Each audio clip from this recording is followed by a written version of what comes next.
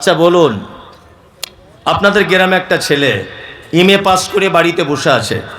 আচ্ছা, তাকে কেউ স্যার বলে ডাকবে না?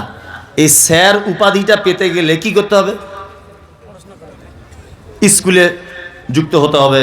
অন্তত স্কুলে না পারো তুমি টিউশনই পড়াও বাড়িতে, তাই না? এক কথায় ছাত্রর সঙ্গে শিক্ষকের একটা সম্পর্ক হতে হবে। মূল ব্যাপার হচ্ছে তাহলে তুমি হবে স্যার। তাছাড়া তোমার যত বড় ডিগ্রি থাক, মানুষ তোমাকে অন্যান্য কিছু বলে ডাকবে, কিন্তু তুমি স্যার উপাধি পাবে না। পাবে না। আল্লাহ সুবহানাহু ওয়া তাআলা, একটা মানুষ লা ইলাহা ইল্লাল্লাহ বলল, তার ঈমান চলে এলো, কিন্তু সে মুমিন হতে পারে না। মুমিন হতে গেলে আল্লাহ তাআলা বলছেন কয়েকটা গুণ লাগবে। ইনশাআল্লাহ আমরা একটা একটা করে বলবো কোরআনের আয়াত দিয়ে, আর মুমিন হওয়ার চেষ্টা করব ইনশাআল্লাহ। যারা চলে যাবেন আস্তে আস্তে করে চলে যান।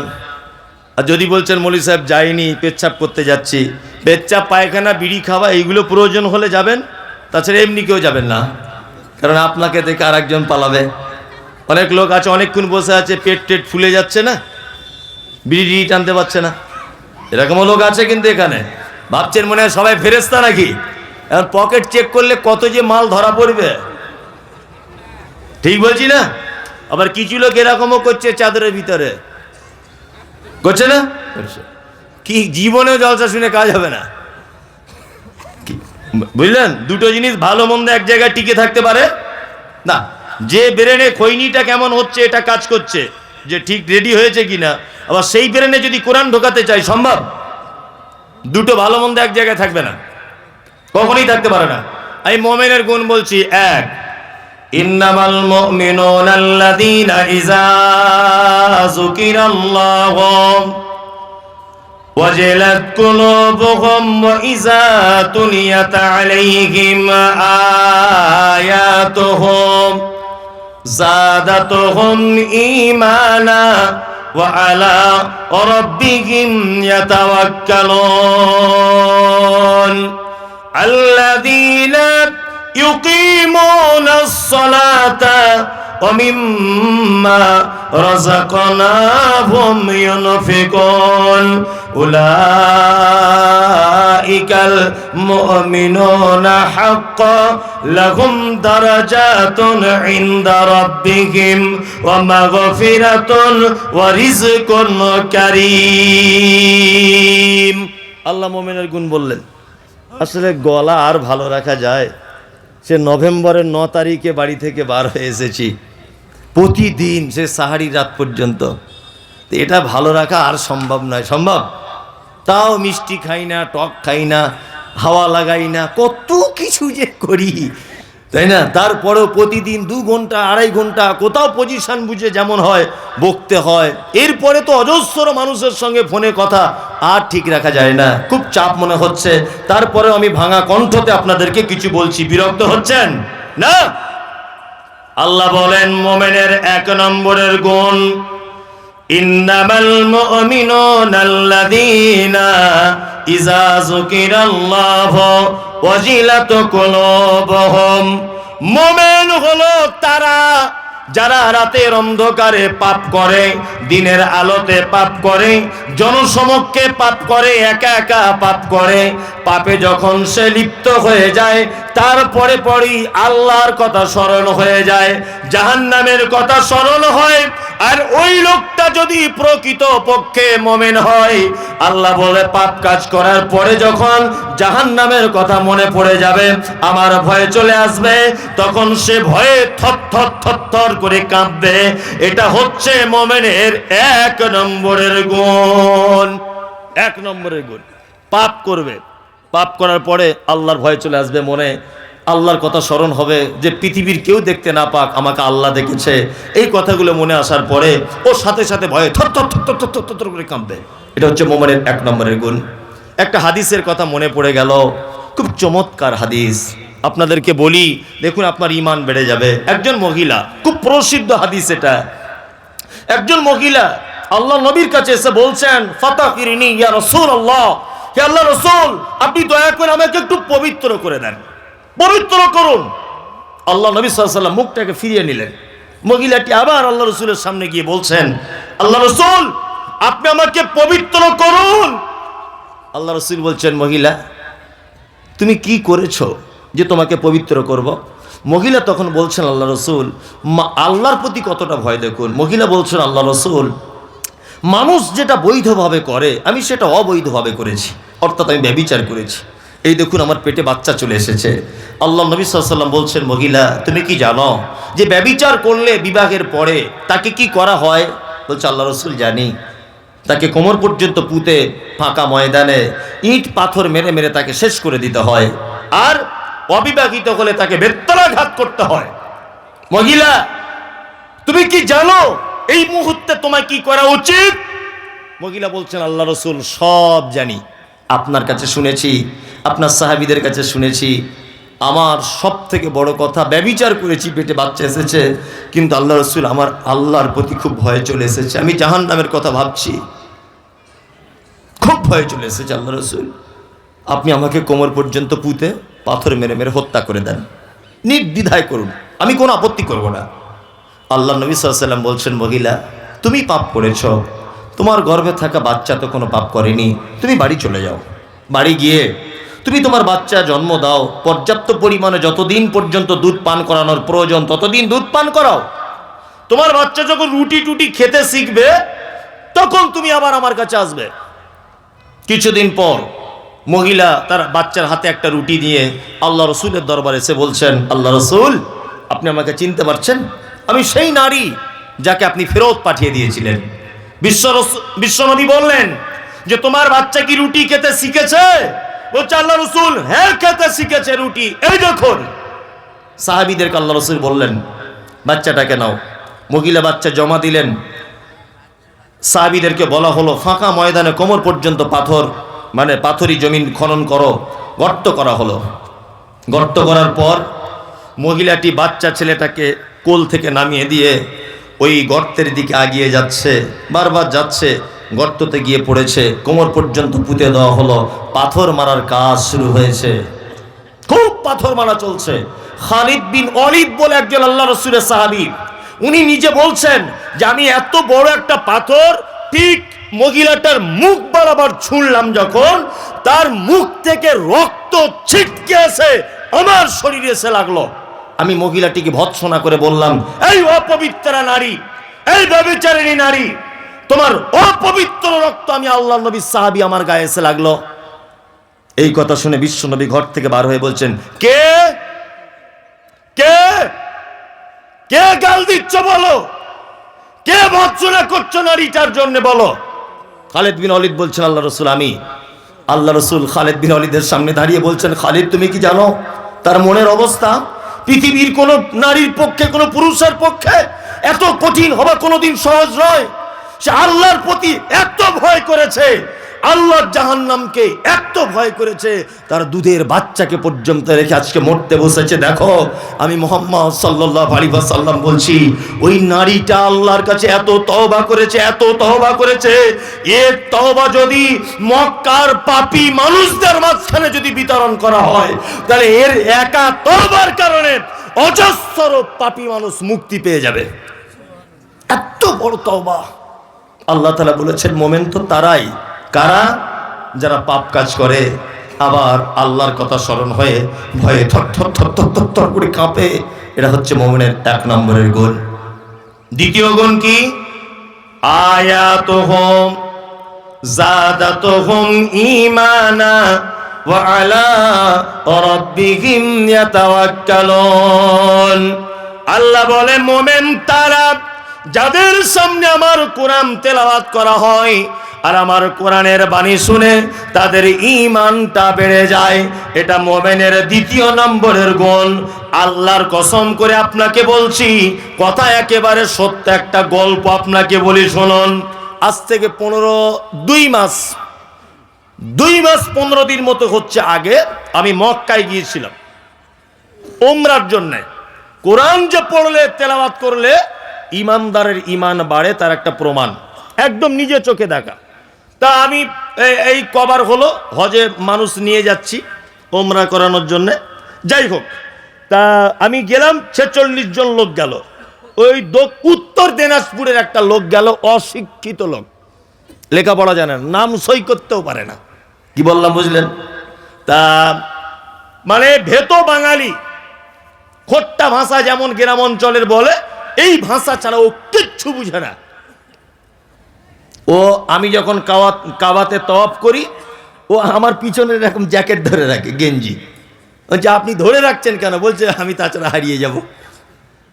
ঠিক আছে তাই করো, বয়স্ক মানুষ, আমার আব্বার থেকেও বয়স বেশি হবে। তা আমরা রাত 10টার সময়তে যেতাম তওয়াফ করতে, আর ফজরের পরে তওয়াফ করে একেবারে চলে আসতাম ফজরের সালাত আদায় করে। তা মক্কার কাবার যিনি সব থেকে মানে ভালো ইমাম বা 1 নম্বর ইমাম, ডক্টর কি বলে মনে হয় আব্দুর রহমান আস-সুদাইস, তাই না? খুব ভালো মানুষ, আল্লাহু আকবার। আমি নিজে কাছে থেকে দেখেছি, 2-4-5 হাত ডিস্টেন্সে। মানে এখন আগে নামাজ পড়াতো অন্য জায়গাতে, আর এখন নামাজ পড়ায় অন্য এক সাইডে। তো ওখান থেকে কাছাকাছি দেখা যায় আর কি। যাই হোক, খুব কাছাকাছি, এখন নতুন সিস্টেম করেছে এটা। তা উনি তেলাওয়াত যখন করেন, আল্লাহু আকবার, আব্দুর রহমান আস-সুদাইসের তেলাওয়াত শুনে যত নিষ্ঠুর হৃদয়ের মানুষ হোক না কেন, তার চোখ দিয়ে পানি চলে আসে। আর উনি এমন করে তেলাওয়াত করেন, ফজরে আর এশাতে উনি নামাজ পড়ান। আল্লাহু আকবার। 5 লক্ষ টাকা খরচা করে আপনি যে হজ করতে যাবেন, ওর একবার তেলাওয়াত শুনলে আপনার টাকা শোধ। এমন কোনো ওয়াক্ত নেই যে উনি তেলাওয়াত করতে কাঁদেন না। জাহান্নামের আয়াত বলে একদম মেয়েদের মতো, মানে এত জোরে কাঁদবে মানুষ। আর আল্লাহু আকবার, যত নিষ্ঠুর মানুষ হোক, পয়সা তো জীবনে অনেক জায়গায় খরচা করেছেন, দার্জিলিং গেছেন, গুজরাট, মুম্বাই ঘুরতে গেছেন, 1 লাখ টাকা খরচা করে একবার উমরাটা করে আসুন, হজ না করতে পারেন।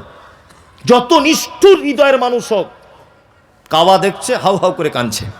আল্লাহু আকবার। কি Ethiopia, Tanzania, German, Japan, France, কি বললাম বুঝলেন, কালো লোক, লম্বা লোক, বেঠে, সবাই কাঁদছে। আমি নামাজে দাঁড়ালাম, দিনাজপুরের চাচা আমার দিকে ডান পাশে দাঁড়িয়ে আছে। ফজরের সময়তে আব্দুর রহমান আস-সুদাইস তিনি জাহান্নামের আয়াত তেলাওয়াত করছেন, সূরা ওয়াকিয়া তেলাওয়াত করতে করতে মেয়েদের মতো করে ডুকরিয়ে ডুকরিয়ে তিনি কাঁদছেন। 10 সেকেন্ড, 20 সেকেন্ড, কখনো কখনো 30 সেকেন্ড পর্যন্ত হবে। কোরআন তেলাওয়াত বন্ধ হয়ে যাচ্ছে, উনি কাঁদতে ব্যস্ত। সবাই কাঁদছে, আমিও কাঁদছি। আমি আলেম মানুষ, একটু আধটু আরবি বুঝি বলে আমার চোখ দিয়ে পানি চলে আসতে আমি ডুকরে ডুকরে কাঁদছি। আবার ডান দিকে বসে নামাজে দাঁড়িয়ে আছে চাচা, চাচাও যেন ডুকরে ডুকরে মেয়েদের মতো করে কাঁদছে। নামাজ শেষ হয়ে গেল, রুমে যখন আসছি চাচাকে ডেকে বলছি, চাচা সত্যি করে বলো, আমি না হয় আলেম মানুষ, কোরআনের একটু আধটু বুঝি বলে না হয় কাঁদতে পেরেছি, তুমি কেন কাঁদলে? চাচা বলছে, মমতাজুল তুমি আমার ছেলের বয়সের, তবে শোনো, আজকে 40 বছর যাবত আমি মসজিদে নামাজ পড়ি, কোনোদিন আমার হৃদয়ে গলেনি। কিন্তু সত্যি যে কোরআন মাজিদ শুনলে, কোরআন মাজিদ পড়লে অন্তর গলে যায়। আমি জীবনে কোরআন তেলাওয়াত করতে জানি না, আজকের তার প্রমাণ পেলাম। আমারও কোরআনের আয়াত মনে পড়ে গেল। আল্লাহ বলে, আয়াতুহু যাদাতুহুম ঈমানা, মুমিন হলো তারা, তাদের সামনে কোরআন তেলাওয়াত করলে তাদের অটোমেটিকলি ঈমান বেড়ে যাবে। ওয়া আলা রাব্বিহিম ইয়াতাওয়াক্কালুন। মুমিনের 3য় নম্বরের গুণ হলো খাইরিহি ওয়া শাররিহি মিনাল্লাহি তাআলা। ভালো মন্দ যা কিছু হবে, বিপদ হোক, মুসিবত হোক, লটারিতে টাকা পড়ুক আর অন্যায় কাজ করুন, যা কিছু হবে আপনি একটা কথা বলে দিবেন যে খাইরিহি ওয়া শাররিহি মিনাল্লাহি তাআলা। আমার ভালো মন্দ সব কিছু আল্লাহর পক্ষ থেকে। আমি ভরসা করি পৃথিবীর কোন মানুষের উপরে নয়, আমি আল্লাহর উপরে ভরসা করি। মুমিনের 3য় নম্বরের গুণ। 2য় গুণ কি? আয়াত। আয়াত বলতে, আয়াতের বাংলা অর্থ নিদর্শন, তাই না? আয়াতের বাংলা অর্থ কি? নিদর্শন। তাফসীর ইবনে কাসিরের ভিতরে ব্যাখ্যা করা হয়েছে, আর তাফসীর হাসানুল বায়ানের ভিতরে ব্যাখ্যা করা হয়েছে। এখানে আয়াত বলতে মূলত 2টো জিনিসকেই বোঝানো হয়েছে। এক, কোরআন তেলাওয়াত, এটাকেও আয়াত বোঝানো হয়েছে। আর আরেকটা আয়াত বোঝানো হচ্ছে মানে আল্লাহ সুবহানাহু ওয়া তাআলার নিদর্শন। এই নিদর্শন দেখেও একজন মানুষের ঈমান বাড়ে, বাড়ে না? বাড়ে। তার প্রমাণ আপনাকে আমি দেখাই। দুনিয়াবি দুটো একটা কথা বলে, এক, আচ্ছা, আপনারা যারা এখানে বসে আছেন, আপনাদের গ্রামের মায়েরা যে মুরগি বা হাঁসের বাচ্চা তোলে না? তোলে। অনেক সময় দেখবেন, আমি আল্লাহর নিদর্শন দেখাচ্ছি, অনেক সময় দেখবেন যে মুরগির বাজুর তলাতেই মেয়েরা চালাকি করে হাঁস এবার মুরগির দুটোরই ডিম দিয়ে দেয় বাচ্চা তোলার জন্য। করে না? করে। ধরে নেন মুরগিরও বাচ্চা উঠলো, হাঁসেরও বাচ্চা ফুটলো, দুটো বাচ্চা মুরগির বাজুর তলা থেকে বার হচ্ছে প্রথম দিন। দ্বিতীয় দিন দেখবেন আস্তে আস্তে করে হাঁসের বাচ্চাগুলো ঠিক কোথায় পুকুর আছে পুকুরে নেমে যাচ্ছে। আচ্ছা, দেখেছেন কোনোদিন যে একই বাজুর তলাতে দুজনা বার হয়েছে, হাঁসের বাচ্চা যাচ্ছে বলে পুকুরে, মুরগির বাচ্চাগুলোও গিয়ে সাঁতার কাটছে? দেখেছেন? আচ্ছা, কোনোদিন কোনো হাঁসের বাচ্চা তার মাকে বলে, মা একটু সুইমিং পুলে প্রথম ভর্তি করে দাও, সাঁতার কাটাটা শিখি, তারপরে জুত করে পুকুরে গিয়ে সাঁতার কাটবো? এরকম কোনো ব্যাপার আছে? না। কেন বলুন তো? আল্লাহ বলছে আয়াত, এটা হচ্ছে আমার নিদর্শনাবলী। ওকে কে বলে দিল হাঁসের বাচ্চাকে যে সাঁতার কাটার সময় পাগুলো এরকম এরকম করতে হয়, তারপরে তুই যখন পুকুরতে ঘুরবি ডানাগুলো এইরকম করে লাফ মারবি? কে বলে দিল? কে? আল্লাহ। তাই না? আমরা সত্যি কোরআন না জানলে যে কিছুই জানা যায় না, তার একটা বাস্তবতাও আছে এর ভিতরে। কৃষক ভাই যারা আছেন, চাষবাস করেন মাঠে, বা মাঠে যাদের জমি নেই, শ্রমিকের কাজ করেন, লেবারের কাজ করেন, আপনারা দেখেছেন ঠিক যখন মানে সূর্য আস্তে আস্তে আস্তে যখন মানে ডুবে যায় আর কি, ঠিক এই মুহূর্তে দেখবেন মাঠে এক শ্রেণীর পাখি, তারা দেখবেন ডানা মেলতে মেলতে এরকম করতে করতে সারিবদ্ধভাবে যায় না? দেখবেন তাদের একটা দৃশ্য আপনাকে দেখাই, এইরকম করে 4-5 বার ডানা মেলে দেখবেন একবার এরকম করে দিচ্ছে ডানাটা, দিয়ে 2-3 মিনিট একভাবে চলছে, দুলছে, হেলছে। আছে না অনেক পাখি? আছে। আল্লাহ সুবহানাহু ওয়া তাআলা এই পাখিটার কথা কোরআন মাজিদে নোট করে দিয়েছেন। কোরআন মাজিদে নোট করেছেন যে পাখিটা 3-4 বার ডানা এরকম করে আবার স্থির করে দেয়। আল্লাহ বলছেন আওয়ালাম ইয়ারাউ ইলা তাইরি ফাওকাহুম সাফাতিন ওয়া ইয়াকবিজন মা ইউমসিকুহুন্না ইল্লার রহমান ইন্নাহু বিকুল্লি শাইইন বাসীর। সূরা মুলকের ভিতরে আয়াত আছে, আল্লাহ তাআলা বলছেন যে তোমরা কি পক্ষীকুলের দিকে তাকিয়ে দেখো না, তারা যখন ডানা ঝাপটাতে ঝাপটাতে স্থির করে দেয়, পৃথিবীর কে আছে মহাশূন্যতে তাকে এইভাবে ভাসমান অবস্থায় রাখবে? আল্লাহ বলছে ইল্লার রহমান, শুধু আমি দয়ালু, আমার পক্ষে এটা সম্ভব, পৃথিবীর কারো পক্ষে এটা সম্ভব নয়। সম্ভব নয়। আল্লাহ বলছে আয়াত, এগুলো আমার নিদর্শনাবলী, তোমরা এগুলো দেখবে, আর একজন ইমানদার তার ইমান বেড়ে যাবে। তাই না?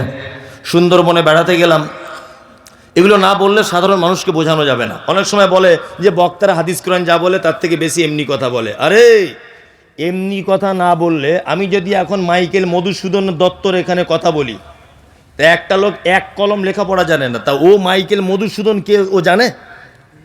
ওর কোনো কাজ হবে? আমি যদি শুধু এখন হাদিস বলি আর অনুবাদ করে করে যাই, ও হাদিসের কিছু বুঝে? তা ওর কোনো কাজ হবে? তার মানে যাতে ও বুঝতে পারে সেই রকম কিছু কথাবার্তা দিয়ে ওকে বোঝানো উচিত, এটা আমি মনে করি। সুন্দরবন বেড়াতে গেলাম, সুন্দরবনে 3 দিন থাকলাম লঞ্চের উপরে। আমরা একটা টিম গিয়েছিলাম, আমার বাড়ি থেকে যদিও কাছে, তা ঘুরলাম। অজস্র গাছ, যারা গেছেন তারা জানেন, গাছে ভর্তি। সুন্দরবন মানেই হচ্ছে নদী আর গাছ, আর কিছু নেই। পাখিদের কিচিরমিচির, আর ওই বানর দেখতে পাবেন, বাঘ ওটা নসিবে থাকলে দেখা যায়, সচরাচর হরিণ দেখা যায়, প্রায় দেখা যায়, পানি টানি পান করতে আসছে দেখা যায়। যাই হোক, তার 3 দিন যাবত লঞ্চের উপরে থাকলাম, অনেক কিছু দেখলাম। সুন্দরবনে একটাও কুলের গাছ দেখতে পেলাম না, আমের গাছ দেখলাম না, খাজুরের গাছ নেই, লেবুর গাছ নেই, সবেদার গাছ নেই, বেদানার গাছ নেই, নারকেলের গাছ একটাও নেই। তা আমরা সব আলেমরা মিলে গিয়েছিলাম, তা বেশিরভাগ সলাতে আমি ইমামতি করতাম লঞ্চের উপরেই। তা ইমামতি করতে করতে সালাম ফিরানোর পর বসে আছি, বসে বসে ভাবছি যে সত্যিই তো আজকে 3 দিন যাবত আমি সুন্দরবনে ঘুরতে এলাম, একটা তো ফলের গাছ থাকা উচিত, একটাও নেই। সঙ্গে সঙ্গে আমি ভাবতে শুরু করে দিলাম, সত্যি আল্লাহ তুমি, এর জন্য তোমার নাম রব, তোমার নাম রব। তুমি এখানে কেন তুমি মানে আমের গাছ দিতে যাবে কেন? কোন আমের আচার করতে হয় এটা তো হনুমান, বানর, বাঘ এরা তো কেউ বুঝে না, বুঝে? আচারে কি কি মশলা লাগে ওরা বুঝে? আম কি করে কার্বাইড দিয়ে পাকিয়ে চুষে খেতে হয় এটা ওরা জানে? জানে না। তার মানে আম যে একটা সুন্দর প্রয়োজনীয় মিষ্টি ফল, এই ফলের কদর হনুমান করতে পারবে না, বানর পারবে না। এই জন্য এখানে তুমি এসব ফলের গাছ টাছ দাওনি, আমের গাছ তুমি দিয়েছো শ্যামনগরে। হিমসাগর আম গাছ থেকে পেড়েই বলবে খেয়ে আলহামদুলিল্লাহ। কোন আমের আচার করতে হয়, কোন গাছ কোন মাসে লাগাতে হয় এটা মানুষ জানে, হনুমান, বাঁদর, হরিণ এরা কেউ জানে না। এই জন্য তুমি আগাছা বিভিন্ন গাছ দিয়ে সুন্দরবনকে তুমি সাজিয়েছো, একটাও ফলের গাছ নেই। এগুলো অবাক লাগে, অবাক লাগে না? আল্লাহ বলে আয়াতুহুম যাদাতুহুম ঈমানা ওয়া আলা রাব্বিহিম ইয়াতাওয়াক্কালুন। মুমিনের গুণ দ্বিতীয় নম্বরে, তার সামনে যখন আমার আয়াত নিদর্শনাবলী বলা হয় তার ঈমান বেড়ে যায়। তার দ্বিতীয় গুণ হলো তার সমস্ত ব্যাপারে আমার উপরে ভরসা থাকবে। আল্লাহ মুমিনের 4 নম্বরের গুণ বলে আল্লাযীনা ইউকিমুনাস সালাতা ওয়া মিম্মা রাযাকনাহুম ইউনফিকুন। আর মুমিন হলো সে যে 4 নম্বরে সালাত আদায় করে, নামাজ পড়ে। যারা বসে আছেন নামাজ পড়ছেন 5 ওয়াক্ত কারা? তাহলে 14 ধরা পড়বে। যারা শুধু 5 ওয়াক্ত তারা হাত তুলুন, তুললে একটু, তাহলে 14 ধরা পড়ে যাবে। তার মানে অনেকই আছে যারা পড়ে না, তাই না? আমাদের বাজারে কয়েক রকমের নামাজি পাওয়া যায়, বুঝলেন? 3-4 রকমের। এক রকম দেখবেন জোহরে যায়, আসরে যায়, মগরিবে দোকান খুলে, এশায় দোকান বন্ধ করে, ফজরে ঘুম ভাঙে না। এরকম কোয়ালিটি নাই। কেউ ফজরে যায়, এশায় থাকে না, কেউ এশায় থাকে, জোহরে থাকে না। এরকম নামাজি আছে। আর একটা কোয়ালিটি হচ্ছে শুধু জুম্মায় যায়, তাই না? আর শুধু জুম্মায় যায় না, গিয়ে ঝামেলাও করে। ঝামেলা করে না? করে। এই এক কোয়ালিটির। আর একটা কোয়ালিটির আপনি দেখতে পাবেন যে এরা 2 ঈদে যায়, ঈদুল ফিতর, ঈদুল আজহা, এই বছরে 2 বার। আর একটা আছে তারা 5 ওয়াক্তই পড়ে, কিন্তু কিছু না জেনে না বুঝে পড়ে। যদি বলছেন এটা কেমন, দেখায় আপনাকে। তাহলে একটা লোককে জিজ্ঞাসা করছি, চাচা তুমি কতদিন নামাজ পড়ছো? কতদিন? তা বলছে 30 বছর হবে বাপ। বয়স্ক লোক। চাচা এই দুয়ায় কুনুতটা জানো? অতটা জানি না, কি করে মুখস্থ করি বাপ, এত বড় দোয়া মুখস্থ হয়? বাহ। আচ্ছা এই রুকু থেকে উঠে কি দোয়া বলে? বলছে বাপ ওটাও জানি না, তবে নামাজ কিন্তু পড়ি আমি ঠিক। ভালো করে বুঝবেন, যে লোকটা রুকুর উঠে দোয়া জানে না, যে লোকটা মানে দোয়ায় সানা জানে না, দোয়ায় তাশাহুদ জানে না, যে লোকটা দরুদ জানে না, যে দোয়ায় কুনুত জানে না, ভালো করে বুঝবেন। কানে কম শোনে বলছে, চোখে কম দেখে, ওকে 2 টাকা কম দিয়ে দেখবেন তো কোনো দোকানদার, ঠিক বুঝতে পেরে যাবে। মানে সব কাজে সিয়ানাগিরি, মসজিদে গিয়ে বোকা, তাই না? কি করে পরের জমির আলি কেটতে হয় এই জ্ঞান আজ ভালোই আছে, কোনো অসুবিধা নেই, কিন্তু ও মসজিদের দুয়ারপত্র জানে না। কিন্তু এই লোকটাকেও আবার দেখবেন বেতরে নামাজে সামি আল্লাহু লিমান হামিদা,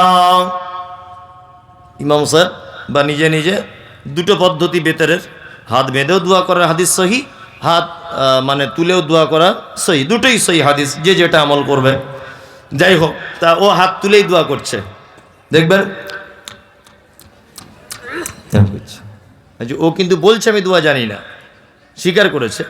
তা যে লোকটা দোয়া জানে না সে ঠোঁট নাড়ে কি বলে? তার মানে চিটার। কি বলছি বুঝতে পারছে না? ও দেখবেন আপনাদের মসজিদে কালকে সকালে খোঁজ করুন, একটা লোক 10 বছর নামাজ পড়ে কিন্তু কোনো দোয়া জানে না, কিন্তু প্রত্যেক জায়গাতে ঠোঁট নাড়েও। কি বললাম বুঝলেন? মানে দুনিয়ার মানুষের সঙ্গে 2 নম্বরই করে ধোকা দিয়ে 50 বছর বয়সে পা দিল, আর 50 বছর বয়সে এবার আল্লাহর মসজিদে গিয়ে আল্লাহকে পর্যন্ত ঠোঁট লাড়িয়ে ডুপ্লিকেট করছে। কথা বাস্তব না অবাস্তব বলুন? ওর বাড়িতে সব আছে, শীতকালে ফেয়ারান নাবলি না কি বলে, সব বোরোলিন না প্লাস প্লাস কি বলে আমি ওসব জানি না, বোরোলিন না কি বলে, ও শীতকাল আসলে ওটা কিনতে হয়, ওর জ্ঞান আছে। শীতকাল এলে মোজা ব্যবহার করতে হয়, বড় ছেলেকে বলে দিচ্ছে এই একজোড়া মোজা এনে দিস, এটাও টনটনে জ্ঞান আছে। কিন্তু শ্যামনগর জলসা শুনতে গিয়ে একটা ভালো সহি দুয়ার বই কিনে এনে নামাজের দুয়াগুলো পড়ে পড়ে বানান করে করে হলেও মুখস্থ করব, এই জ্ঞান ওর নেই, তাই না? আবার যদি কেউ ওই চাচাকে বলে দিতে চায়, চাচা হাত তুমি যে এই রকম করে বাঁধছো এটা ঠিক না, এইভাবে বাঁধো, আমার চাচা রেগে গিয়ে বলে তুই তোরটা কর আমি আমারটা করি, ভুলটা ধরিয়ে দিলে ও রাগ। এরকম মুসল্লি আছে না, ও সেজদায় যখন যাচ্ছে পা ফাঁক করে রাখছে, কিন্তু হাদিস অনুযায়ী পা দুটো এইভাবে রাখতে হবে, তাই না? ওকে আপনি বলে দেন যে পা দুটো এইভাবে রাখুন, তোর কবরে তুই যাবি, আমার কবরে আমি যাবো, বেশি ফটর ফটর করিস না। এতদিন আসতাম না ঠিক ছিল, এসেছি আর পেছে লেগেছিস, এরকম লোক আছে না নেই? আচ্ছা, আল্লাহু আকবার। এরকম 2 নম্বরই আর চিটিংবাজি করে কদিন আল্লাহর সঙ্গে ধোকা দিয়ে চলবে? চলবে? চলবে না। বিনীত অনুরোধ, যদি পড়াশুনো না জানেন, আগেকার মানুষ আপনি স্কুলে যাননি, অন্তত পক্ষে আপনাদের মাদ্রাসার শিক্ষকের কাছে বা মসজিদের ইমামের কাছে বসে 2টো দোয়া শিখুন না, বসে 2টো দোয়া শিখুন, বুঝলেন না? আরে 1 মাসে তো একটা হবে, তাহলে যদি 10 মাস 1 বছর যাতে আপনি চেষ্টা করেন, অন্তত নামাজের যেগুলো লাগে সেগুলো তো কমপ্লিট হতে যাবে। কথাগুলো আমি ঠিক বলছি না ভুল বলছি? তা একটা লোক বলুন তো যে আমি বয়স্ক লোক, আজকে থেকে এটা শুরু করবো ইমাম সাহেবের কাছে, অত সহজ নয়। তার মানে সবাই দোয়া জানে, তাই তো? ধরবো, দেখবেন একটা লোককে ডেকে ধরবো, ও হার্ট ফেল করবে ধরলেই। কি বললাম বুঝলেন? না, ডাকলে উনি হয়তো ভাববেন যে অপমান করছে, না আমি এটা করতে চাই না, কিন্তু বাস্তবতা হচ্ছে এই, বাস্তবতা এটাই। আপনি মসজিদ ইমাম সাহেব রেখেছেন, তাকে 200 টাকা দিয়ে তার কাছে 2টো দোয়া শিখুন। যদি বলছেন আমি তাকে বেতন টেতন দেবো না, এমনি শিখুন। গ্রামে প্রতিষ্ঠান মাদ্রাসা আছে, হাফেজ সাহেবরা আছে, আর এখানে মসজিদের যিনি ইমাম আছেন, ইমামের দায়িত্ব খুব ভালো ছেলে, নরম ছেলে। আমি গত বছর এবারে এলাম, ও সে বাচ্চা ছেলের মতো ব্যবহার, ওর খুব সুন্দর মাশাআল্লাহ। তো ওর কাছে যাবেন, আপনাদের মাদ্রাসার যে প্রধান শিক্ষক, ভালো ছেলে, পাকুড়ে বাড়ি, তা ওর কাছে যান, গিয়ে বলুন যে 2টো দোয়া বলে দেন। আরে জানতে শিক্ষার আবার লজ্জা আছে? লজ্জা আছে? লজ্জা নেই। এইরকম নামাজ পড়ে কোনো লাভ নেই। আর একটা নামাজি, 4টে যেটা দেখালাম, এরা একজনও কেউ নামাজিদের ভিতরে না। কি বললাম বুঝলেন? কেউ নামাজের ভিতরে নয়। আসলে সলাত, নামাজ, এটা এমন একটা ইবাদত যে এইটাকে বাদ দিয়ে, আচ্ছা আপনাকে একটা জিজ্ঞেস করি জিনিস, আচ্ছা বলুন তো, ওই মিষ্টির দোকানে রসগোল্লা, এটা কি দিয়ে হয়? ছানা দিয়ে হয়। আচ্ছা ভালোই তো জ্ঞান আপনার। আরে কালাকান ছানা দিয়ে, ল্যাংচা সব ছানা দিয়ে হয়। তাহলে টোটাল মিষ্টির দোকানের যত আইটেম আছে মিষ্টি জাতীয় আর কি, দই, কালাকান, ওই লেডিগানি না কি বলে, যত আছে, যত মিষ্টির এর মূল উপাদানটা কি? দুধ। ইয়েস, দুধ। দুধ ছাড়া কিন্তু এগুলো সম্ভব নয়। সম্ভব নয়। আপনার জীবনে যত ভালো কাজ করছেন, যা কিছু করছেন, ঠিক মূল উপাদান, মূল ইবাদত, তার নাম সালাত। কি বললাম বুঝলেন? সালাত ছাড়া অন্য কোন ইবাদত টিকে থাকতে পারে না, একদমই নয়। আর আল্লাহ সুবহানাহু ওয়া তাআলা পবিত্র আল কোরআনে বলছেন, মা সালাকাকুম ফি সাকার ক্বালু লাম নাকু মিনাল মুসাল্লিন। একটা সাকার নামক জাহান্নামীকে জিজ্ঞাসা করা হবে, এই তুমি কেন সাকার নামক জাহান্নামে এসেছো? ও তখন বলবে, ক্বালু লাম নাকু মিনাল মুসাল্লিন। আল্লাহ, সব কাজ করেছি, আমি শুধু নামাজ পড়িনি। তাই তার মানে বেনামাজি থাকা জায়গা কোথায়? জাহান্নাম। এটা বলতেও আমার খারাপ লাগছে যে মুখে এটা উচ্চারণ করব, এটা আমার কাছে খুব মানে লজ্জিত মনে করছে আমি নিজেকে, যে একটা লোক নামাজ পড়ে না, আমি এত বড় সার্টিফিকেট দেবো যে লোকটা জাহান্নামে যাবে, কিন্তু আমাকে যে বলতেই হবে আল্লাহ বলছে তাই। অনেক মানুষ আছে বলছে মৌলী সাহেব নামাই না পড়তে পারি, তবে আমি আর 5 জনের মতো ঝেড়ে খাই না, চিটিং বাজ নাই, আমার ইমান চাঙ্গা, বুঝলে না, আমার ইমান চাঙ্গা। আমার ছেলে আমাকে বলে মাঝে সাঝে, আব্বু আমি মিলিটারি চাকরি করব। আমার ছেলে, ঠিক আছে তুই মিলিটারি হবি যখন হ, অসুবিধা নেই। নিয়ে লিখিত পরীক্ষা দিয়েছে, ফার্স্ট হয়েছে, অরিজিনাল নয় কিন্তু, আমার ছেলের এখন ছোট, বোঝানোর জন্য বলছি। মৌখিক পরীক্ষা ফার্স্ট, আমার ছেলে মাঠে রান করেছে ফার্স্ট, লং জাম্প ফার্স্ট, সব কাজে আমার ছেলে ফার্স্ট। তা আমার ছেলে আমাকে একদিন আনন্দ করে এসে বুকে জড়িয়ে ধরে বলছে, আব্বু মনে হয় চাকরি আমার কনফার্ম হয়ে যাবে, আর একটা মাত্র আমার পরীক্ষা বাকি আছে। কি বেটা? বলছে একজন অফিসার শুধু ফিতে নিয়ে মাপবে আমার হাইটটা কতটা। এখন হাইট দেখতে পাওয়া যাচ্ছে আমার ছেলে 3.5 ফুট, মিলিটারি চাকরি করবে ও। আচ্ছা বলুন তো কিয়ামত পর্যন্ত সম্ভব? সম্ভব নয়, কারণ এই চাকরিটার মূল শর্তই হচ্ছে হাইট ভালো হতে হবে। তুমি লেখাপড়া মাধ্যমিক অসুবিধা নেই, উচ্চ মাধ্যমিক অসুবিধা নেই, কিন্তু এই চাকরিটার মূল শর্ত কি?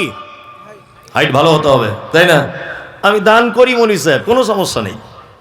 আমি তো ওই শ্যামনগর মাদ্রাসায় 50,000 দিয়েছি, আবার ওই রাধানগরে দিয়েছি 50। সব ভালো কাজ আপনার, শুধু আপনি নামাজটা পড়েন না, তাই তো? গোলাম হোসেন আপনার থাকার জায়গা জাহান্নাম।